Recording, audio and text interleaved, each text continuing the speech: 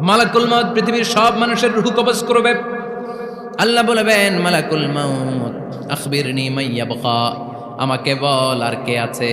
মালাকুল মউত বলবে, পৃথিবীর সব মানুষের রূহ কবজ করে শেষ, কেউ নাই। মানুষবিহীন পৃথিবী, মানুষের কোলাহলে পৃথিবীটা মুখরিত থাকতো এতদিন।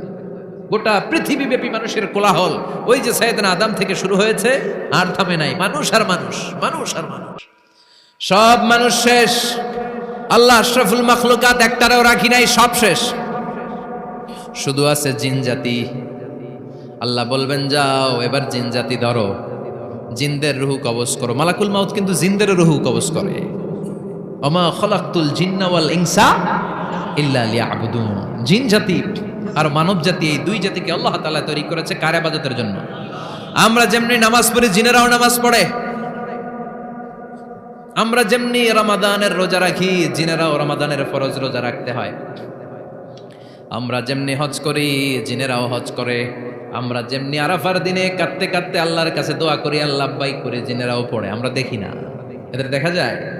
দেখা যায় না। জিসমুন নারিয়ুন, আগুনের তৈরি ওদের দেহ।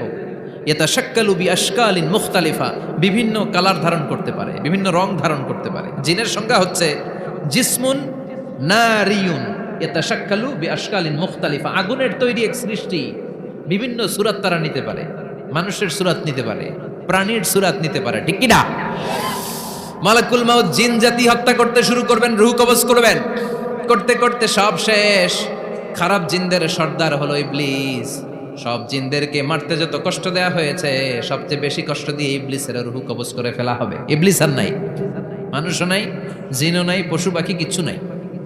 আল্লাহ বলবেন, ইয়া মালাকাল মাউত আখবিরনি মাইয়াবকা, অনেক দায়িত্ব পালন করেছিস তুই। মানুষ মারলি, জিন মারলি, মৎস্যকুল মারলি, পাখি মারলি, সব মারলি, এবার আর কে বেঁচে আছে বল। মালাকুল মাউত বলবে, আল্লাহ আর কেউ নাই, খালি ফেরেশতারা আছে। কারা আছে? মালাইকা। আল্লাহ বলবে, যা এবার ফেরেশতাদের গোষ্ঠী শেষ কর।